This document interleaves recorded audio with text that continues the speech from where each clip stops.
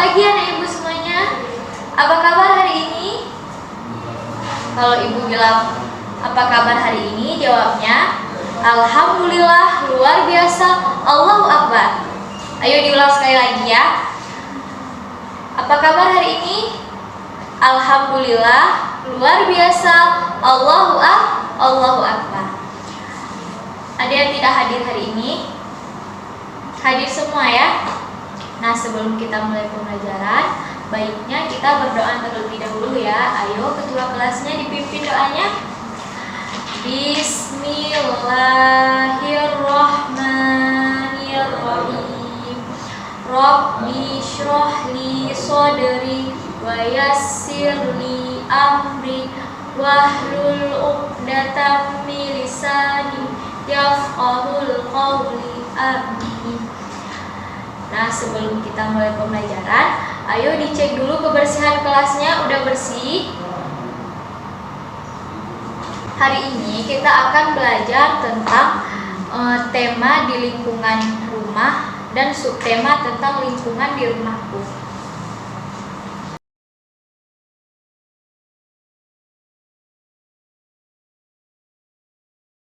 Jadi kalau sudah rapi, berarti sudah siap untuk belajar. Sudah semangat untuk belajar? Bagus. Kita harus semangat dalam belajar, karena dengan belajar apa yang kita dapatkan bisa bermanfaat. Bagus. Nah, sebelum kita mulai pembelajaran, ibu mau tanya dulu nih. Pembelajaran minggu lalu kita telah membahas tentang, ada yang masih ingat? Ayo, ada yang masih ingat? Enggak ya?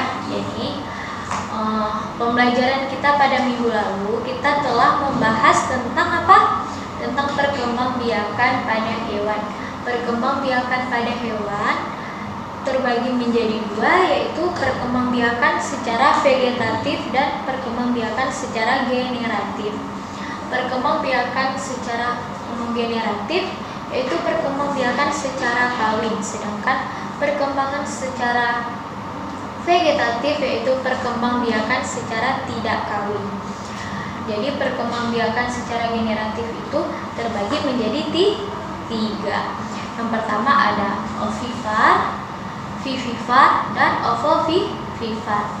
Kemudian ada perkembangbiakan secara vegetatif yaitu secara fragmentasi, yang kedua secara tunas. Nah, sekarang ayo dibuka buku temanya. Ayo dibuka halaman 15. Di situ ada tujuan pembelajaran kita pada hari ini. Dibaca selama 5 menit. Ibu kasih waktu ya. Nah, sekarang ayo coba dibuka buku pada halaman berikutnya. Di situ ada teks tentang benda-benda yang ada di sekitar kita. Jadi ibu mau siswa ibu mengamati dan memahami apa yang ada pada teks tersebut. Ibu kasih waktu 5 menit untuk membaca ya. Sudah siap dibaca? Nah, pada teks tersebut kita dapat melihat ada banyak benda yang ada di sekitar kita, dan setiap benda itu mempunyai sifat-sifat yang berbeda.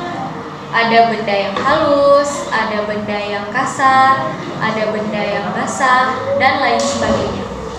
Jadi di sini kita ada contoh dari benda yang kasar, yaitu seperti batu, pasir, dan lain sebagainya. Kemudian contoh pada benda basah seperti air. Kemudian pada benda memiliki permukaan yang halus, diantaranya yaitu seperti kapas, bulu, dan kertas. Kemudian dari masing-masing sifat tersebut memiliki bentuk yang beragam. Ada bentuknya yang tetap dan ada bentuknya yang berubah. Contohnya yaitu seperti pensil dan kertas yang akan selalu tetap walau dipindahkan ke tempat yang berbeda. Kemudian pada bentuk yang berubah, yaitu seperti air yang ada di gelas, jika dipindahkan ke botol, bentuknya akan berubah menyerupai botol. Ada yang tidak paham? Boleh ditanyakan ya. Nah, pada teks bacaan tersebut ada makna kosakata. Yang pertama di situ ada halus, kasar, basah, tetap, dan berubah. Jadi kosakatanya adalah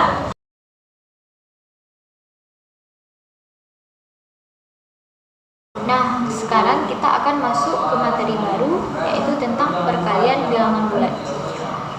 Jadi pengertian perkalian bilangan bulat itu adalah dianggap sebagai sebuah penjumlahan yang berulang, yaitu perkalian dua bilangan yang sama dengan menjumlahkan sebanyak mungkin salinan dari salah satunya sebagai kuantitas yang lain, atau disebut dengan penggandaan. Kedua angka tersebut disebut dengan sebagai faktor. Contohnya seperti, nah di sini ibu ada sebuah media untuk membuat kalian lebih mengerti tentang pembelajaran tadi ya. Jadi di sini ibu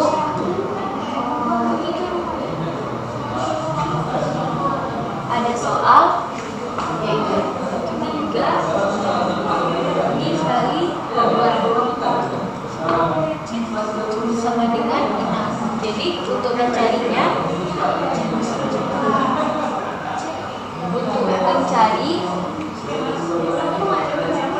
penjumlahan secara berulang, yaitu kita menggunakan ini, yaitu kita masukkan 2 dan 2.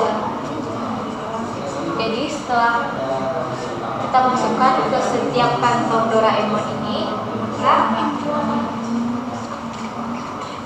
untuk tahu jumlah dari setiap kantongnya, maka kita jumlahkan keseluruhan dari setiap kantong Doraemon.